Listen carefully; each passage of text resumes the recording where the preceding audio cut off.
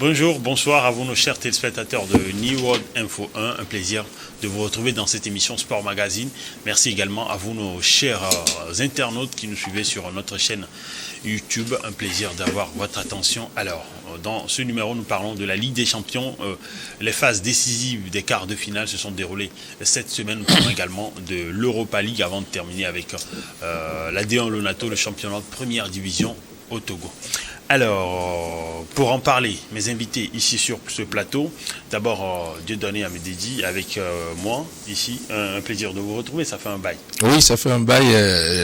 On va dire que j'étais blessé, donc je reviens un peu en forme comme Alaba et Ter Stegen.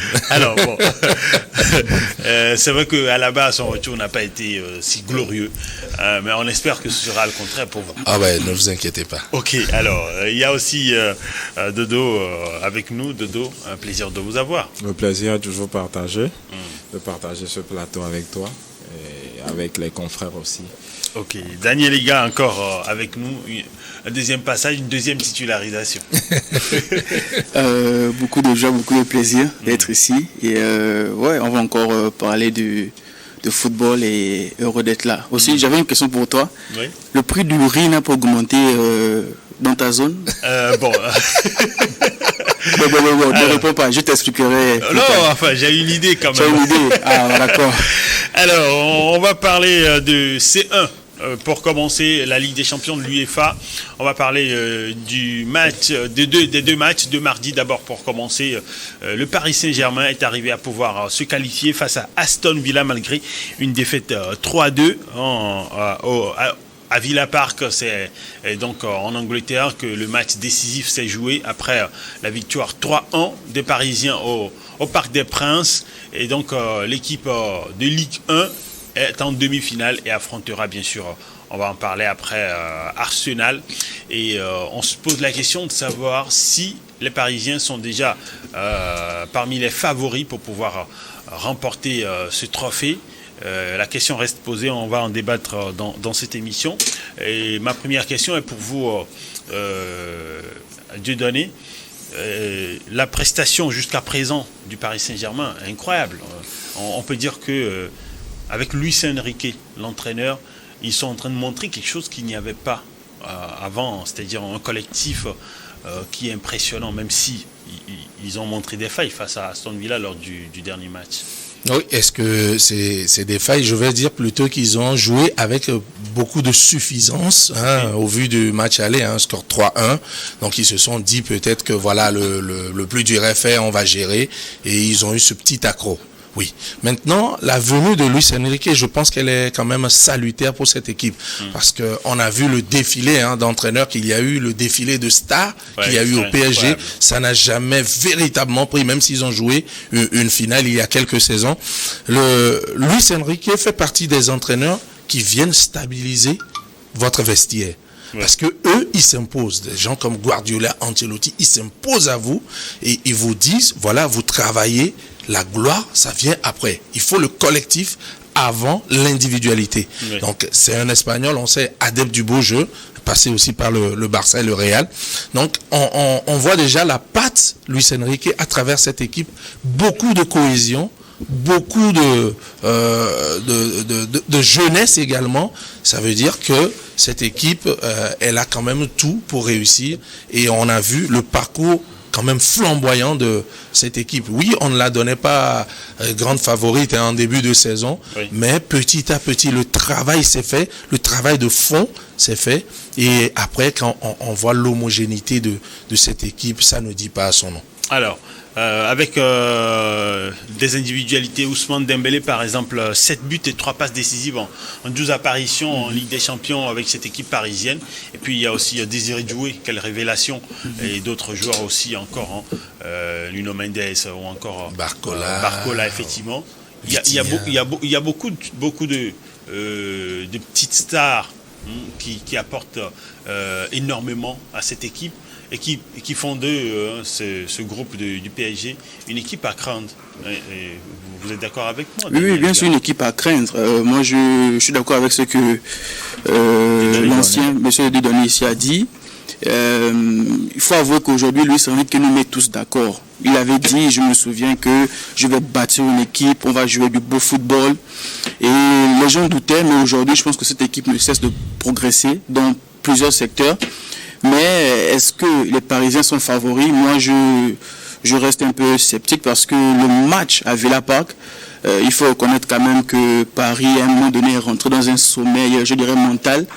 Et moi, à un moment donné, je me demandais est-ce que les vieux démons ne vont pas ressurgir. Parce Alors, que selon Dieudonné, c'est un cas isolé qui ne reflète pas forcément l'image du... Non, mais ouais, un cas isolé peut-être. Après il nous dira pourquoi. Ouais. Mais...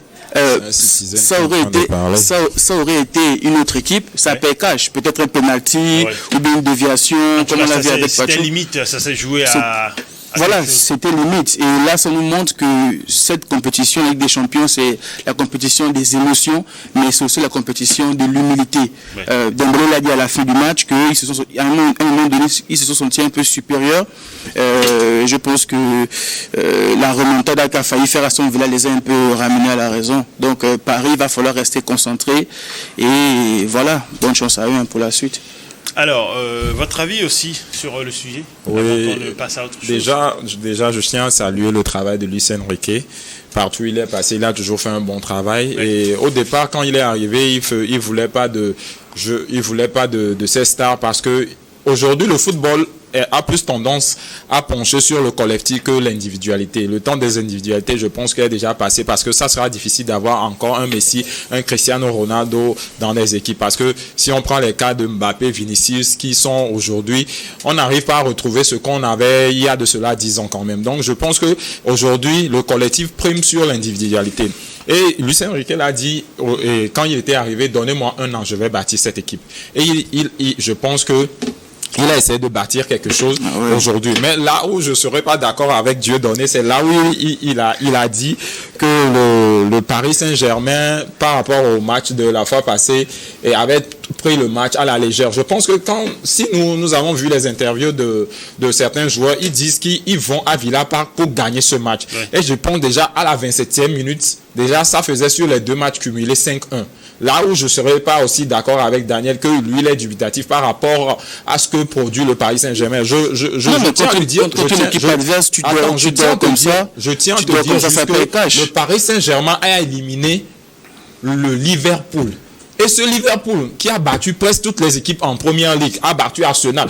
Mais en même temps, bon, c'est vrai, ils ont même en Champions League, ils n'ont perdu aucun match. Ils n'ont perdu aucun match. Donc, je pense que si Arsenal était face à, comment on dit, Liverpool, par exemple, à la place du relais, je pense pas que l'Arsenal passerait. Mais c'est vrai que les comparaisons, c'est bien de les faire, mais ça c'est pas toujours la même chose. Vous n'êtes pas d'accord sur le fait que ce match aurait pu échapper au PSG? Bon, ça s'est joué à rien. Ça s'est joué à rien. Oui, ça s'est joué à rien. Mais notons que cette compétition, c'est une compétition pour la gagner. Il faut avoir un grand gardien, une grande défense. Je pense que Pacho a fait certaines erreurs, mais nul n'était les arrêts incroyables de Donnarumma. Oui, est-ce que Donnarumma va nous donner cette prestation? Je pense que le Paris aurait encore eu, comment on dit, cette malédiction qui le suivait depuis déjà arrivé en quart de finale, demi-finale, où il gagnait à l'aller et se faisait remonter au retour. Donc, je pense que on l'a dit, même, comme on dit, Marquinhos l'a dit, cette compétition, c'est une compétition à part où il n'y a pas une seconde de déconcentration. Donc, je pense qu'ils ont bien noté, ils ont bien eu, comment on dit, la leçon de ce quart de finale. Faut bien affronter l'autre résultat de mardi, c'était entre Dortmund et Barcelone. Barcelone a perdu 3-1. En Allemagne, mais le Borussia Dortmund est éliminé. Vous voyez, sur le cumul des scores, ça fait 5-3 en faveur du Barça. Et le triplé, on a vu le triplé de Serhou Guirassy, l'attaquant guinéen, n'a finalement pas servi à grand chose, mais ça lui permet quand même d'être à la tête des meilleurs buteurs de cette Ligue des Champions. Il est au sommet des buteurs avec 13 buts, et ensuite vous avez Rafinha qui est à 12 buts, Harry Kane derrière 3 buts. Il y a Rafinha qui est toujours en compétition et Harry Lewandowski Kane, aussi. qui n'est pas en compétition. C'est compétition. donc dire que et donc on peut pas passer sans faire un clin d'œil à Serhou Guirassy. Ah ben bien sûr, hein, c'est quand même une grande performance qu'il a réalisée sur cette saison en Champions League, même si ils sont éliminés avec Dortmund. C'est dire quand même la progression dans son jeu, parce que lorsqu'il changeait de club, on se demandait si il pouvait rééditer ce qu'il avait fait. Et en venant à Dortmund, franchement, il n'avait pas toutes les clés. Il a eu à s'adapter et s'imposer à nouveau. Là, c'est très bien. Oui. Ouais, non, mais, au Guinéen. Oui, mais le Guinéen que moi je donnais déjà gagné du ballon de la saison dernière, ne serait-ce la performance de Lookman en Ligue Europa, la finale, le triplé, c'est vrai que ça lui a donné beaucoup de points. Mais oui, bravo à lui. Et bon, un peu malheureux, j'ai vu l'image lorsqu'il a eu le trophée de l'homme du match, il n'était pas souriant. Il a versé une larme. Voilà, il a versé une larme, on sent beaucoup de frustration. Et moi je lui dis beaucoup de courage et puis félicitations déjà pour le ballon d'or africain. Ouais, pourquoi pas. Alors, l'autre, un mot sur lui, rapidement. Avoir inscrit 30 buts sur 30 matchs lorsqu'il était, comment je dis, à Stuttgart, donnait de lui déjà un grand attaquant. Et je pense que ça venu à Dortmund, beaucoup ont un peu douté parce que Dortmund, c'est un grand club, mais il est venu confirmer. Mais je pense que le Barça mérite cette qualification plus que Dortmund quand même par rapport aux 2 matchs cumulés. Ok. Alors, l'autre sujet de cette émission, c'est par rapport au Real Madrid. Vous le savez, les Merengues sont éliminés des quarts de finale de la Ligue des Champions par Arsenal après une victoire incroyable des Gunners au match aller à l'Emirates Stadium, et puis une humiliation, ce qu'on pourrait appeler une humiliation, parce que c'est une défaite 2-1 que les Madrilènes ont subi à domicile au Santiago Bernabéu face à Arsenal. Donc au cumul des scores, ça fait quoi? 5-1. Déception à Madrid. Daniel Lega, je commence par vous. Oui, déception à Madrid. Il faudra demander au Madristas. Je t'avais dit au début que je te dirais pourquoi est-ce que le prix du riz a augmenté.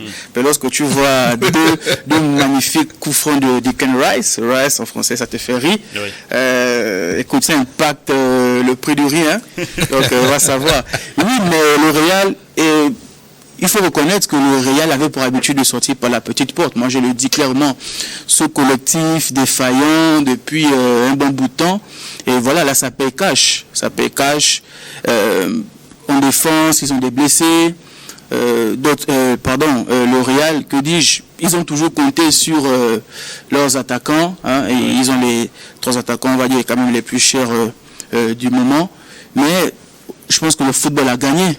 Le football a gagné et... Voilà, le Real perd. Réaction, Dieudonné, qu'est-ce qui a manqué au Real Madrid? C'est vrai, il y a des blessures. Et on essaie toujours de colmater les brèches. Et à un moment donné, ça a craqué, c'est ça? Oui, bon, il faut dire que à chaque fois, on nous a dit le Real est en fin de cycle, ils sont en train de renouveler et on voit le Real qui gagne. Je dirais aussi que c'est les adversaires. Ça, le Real, souvent, c'est les adversaires qui, à un moment donné, tombent dans le piège tendu par le Real dans le jeu, parce que le Real a un jeu assez atypique et le Real a une force mentale dont ne dit pas son nom. Donc quand vous allez vous jeter complètement dans la gueule du loup et vous ouvrez le jeu, ils vont vous manger. Quand vous reculez aussi de trop, ils vont vous manger. Et quand on a vu Arsenal jouer, déjà quand vous avez une équipe très technique devant le Real qui sait manier la balle, le Real est obligé de reculer et de vouloir procéder par des comptes.